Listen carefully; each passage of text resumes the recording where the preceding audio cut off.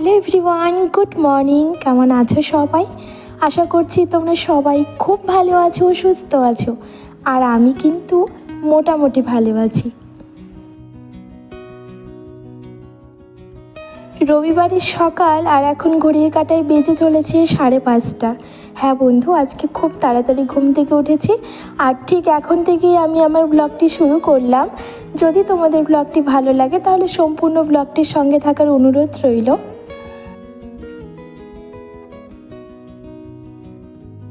ঘুম থেকে উঠে বিছানা তুলে নিজে ফ্রেশ হয়ে নিয়েছি। আর গলুর স্যার পড়াতে এসেছে, 6টা থেকে পড়া আছে, সেই জন্য গলুকে একটু ছাতুর ঘোল বানিয়ে দিয়েছি। ও খেয়ে পড়তে বসেছে। আর তারপরে দেখো আমি আগের দিনের জামা কাপড়গুলো সব নিয়ে বসে ভাঁজ করছি। প্রচুর জামা কাপড় ছিল, কিছুটা ভাঁজ করেছি আগের দিন আর কিছুটা আজকে রয়ে গেছিলো, তো সেইগুলো ভাঁজ করে নিয়ে রেখে দেবো। আর ভালো কয়েকটা জামা কাপড় কেচেছিলাম বন্ধু, আমি ওই সেদিন ভোট দিতে গেলাম, সেই কুর্তিটা কেচে দিয়েছিলাম আর সঙ্গে আমার দুটো শীতের পোশাক। তো সব কিছু রেখে তারপরে এসেছি নিচের ঘরে। এবার বানাবো 2 কাপ চা।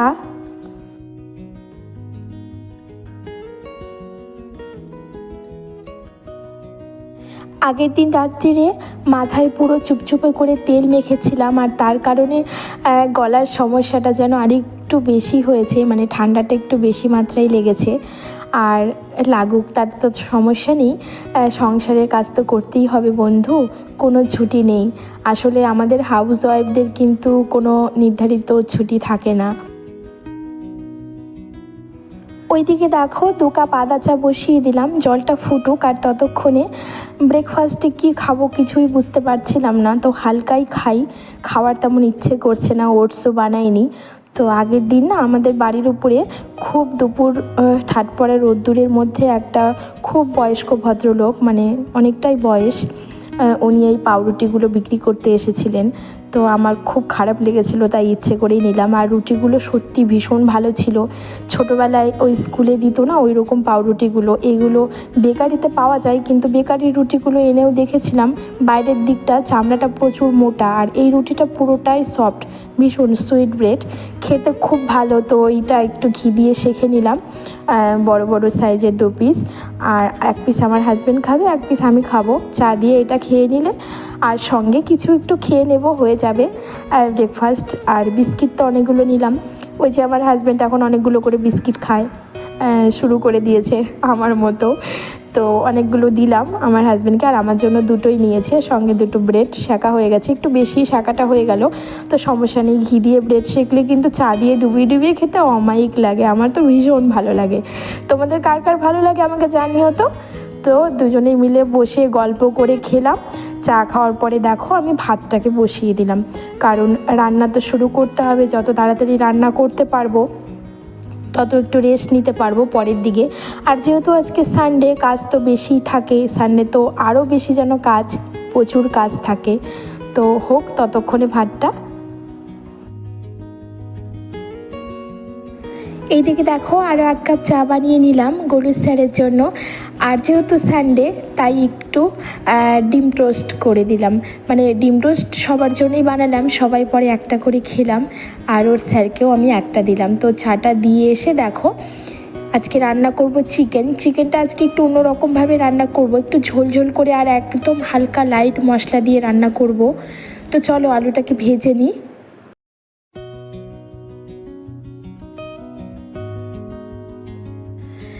মাংসের আলুটা যদি আমরা লাল লাল করে ভেজে নিই তাহলে কিন্তু খেতে অনেকটা ভালো লাগে। আর এটা হচ্ছে জ্যোতি আলু। আমাদের এই দিকটাতে চন্দ্রমুখী আলু পাওয়া যায় না, জ্যোতি আলু, ননিতাল আলু এইগুলোই পাওয়া যায়।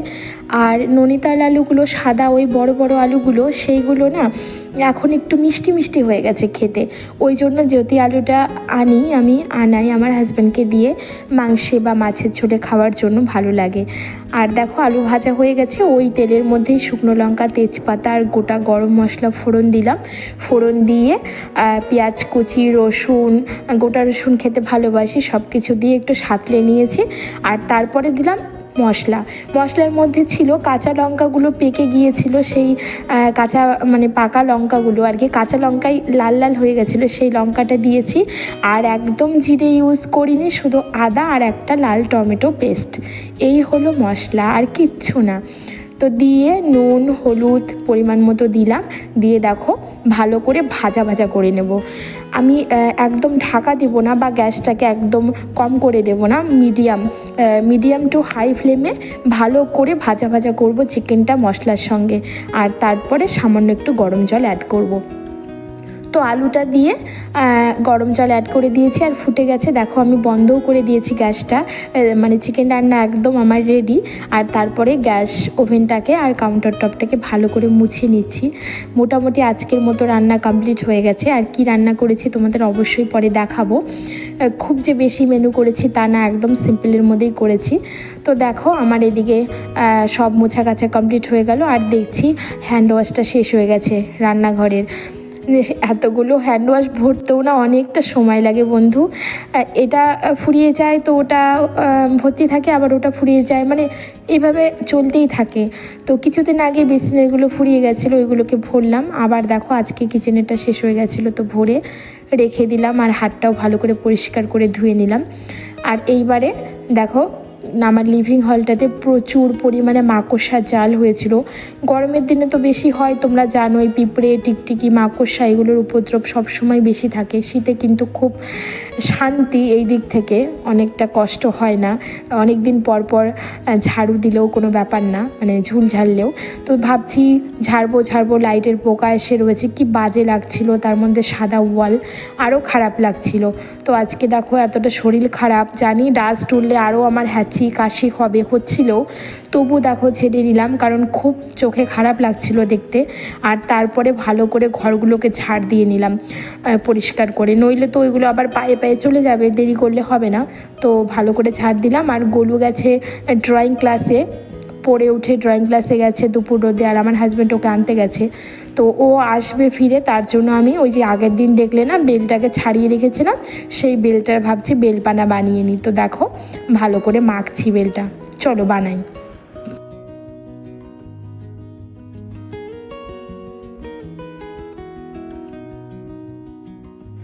এইভাবে বেলের শরবত বানিয়ে খেতে কিন্তু খুব ভালো লাগে। বেল কিন্তু পেটের জন্য ভীষণ ভালো, পেট ঠান্ডা থাকে, শরীর ঠান্ডা থাকে। আর এই সময়টাতে তো বেলের শরবত খাওয়াই উচিত।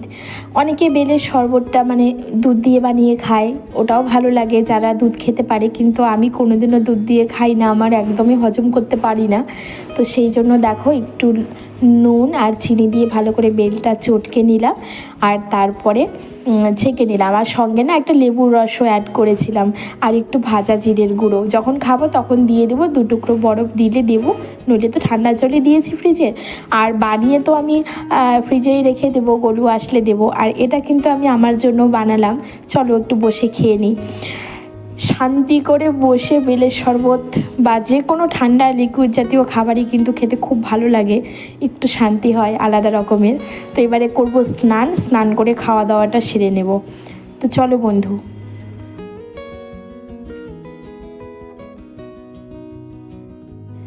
স্নান করা কমপ্লিট হয়ে গেছে। আর স্নানের পরে তো একটু সাজুগুজু করতে হয়, সাজুগুজু বলতে ক্রিম মাখা, ঠোঁটে একটু লিপ বাম দেওয়া, কারণ যেহেতু ড্রাই লাগছে ওয়েদারটা, দিতেই হবে।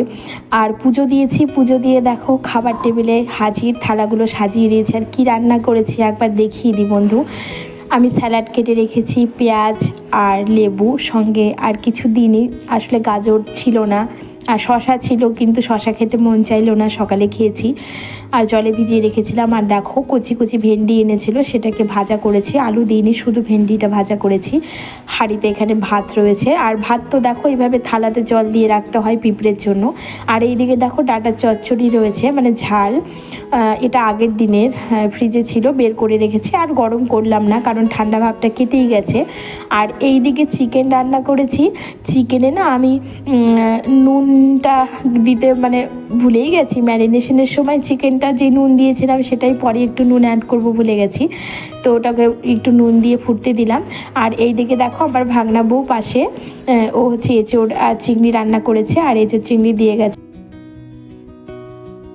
গুড ইভিনিং বন্ধুরা। বন্ধুরা, সবাইকে শুভ সন্ধ্যা। সন্ধ্যেবেলা চা খেয়েছি, বাসনপত্র মাজা কমপ্লিট হলো। আর এখন ওই বাবুর ঘরে আসলাম, বাবু পড়ছে, ওকে একটু পড়াতে হবে বাংলা, তাই একটু আসলাম, মাস্টার ডিগ্রি করতে আসলাম। তো পাখা চলছে বন্ধু পেছন দিকে, তাই পাখার হাওয়াতে কি অবস্থা দেখো না। তো চলো, এই বের কর, বই বের কর।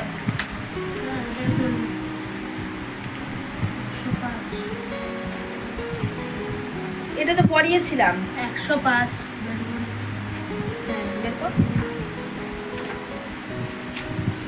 বাংলাটা আমি ওকে পড়াই, মানে পড়িয়ে দিই আর কি, পড়া দেয় না পাজি, আমি শুধু পড়িয়ে দিই সেইটুকুই।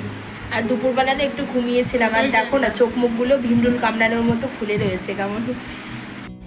গোলুর সামনেই পরীক্ষা, পুরো টাইম টেবিল দিয়ে দিয়েছে পরীক্ষার, আর বাংলার একটা চ্যাপ্টার পড়ানো বাকি ছিল, তো ওটাই পড়াতে বসলাম। আমাকে কানের মাথা খাচ্ছিল যে পড়িয়ে দাও, তো পড়াচ্ছিলাম বসে বসে।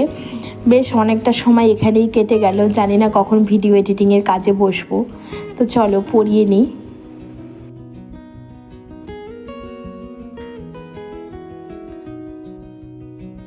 মানে এই তীরের দিকে আনছে বামাস্বর কথার অর্থ হচ্ছে নারী কণ্ঠ, মানে মেয়েদের গলার স্বরকে, মানে মেয়েদের ডাক, মেয়েদের কথা আমরা তো বুঝতে পারি কোনটা মেয়েদের কথা, সেটাকেই হচ্ছে বামাস্বর বলে। বামাস্বর শুনে সে তৎক্ষণাৎ নৌকাটা তীরের দিকে আনছে। ঈশ্বরিলে জিজ্ঞাসিল। ওকে পরিয়ে উঠিয়ে তারপরে চায়ের বাসনগুলো মেজেছিলাম, আর কয়েকটা বাটি গামলা এগুলো ছিল, সেইগুলোকে ভালো করে মেজে ধুয়ে উপর দিয়ে আমি ডিনারের প্রস্তুতি নিচ্ছি। দুপুরবেলার ভাত অনেকটা জল দিয়ে রেখেছিলাম, আমার হাজব্যান্ড ওইগুলোই খাবে, পান্তা করে খাবে যেহেতু প্রচণ্ড গরম, আর বলেছিল একটু আলু ভেজে দিতে, তো আমি আলুটাও কেটে নিয়েছি। আর গোলু খাবে না পান্তা ভাত, আমাকে বলছে মা আমাকে জন্য একটু চাউমিন করে দাও, চাউমিন খাবো ডিনারে। তো ভাবলাম আমিও খাবো, ওকেও দেবো, তাই এক প্যাকেট চাউমিন সেদ্ধ করতে বসিয়েছি। আর চাউমিন তো আমরা ডিম দিয়ে খাই না একদমই, শুধু একটা ডিমের পোচ করেছি, আর পেঁয়াজ, কাঁচা লঙ্কা, আলু বেশি করে কেটে নিয়েছি। তো এইগুলো দিয়েই চাউমিনটা একদম হালকা পাতলাভাবে বানাবো। আর গোলমরিচের গুঁড়ো তো দেবো।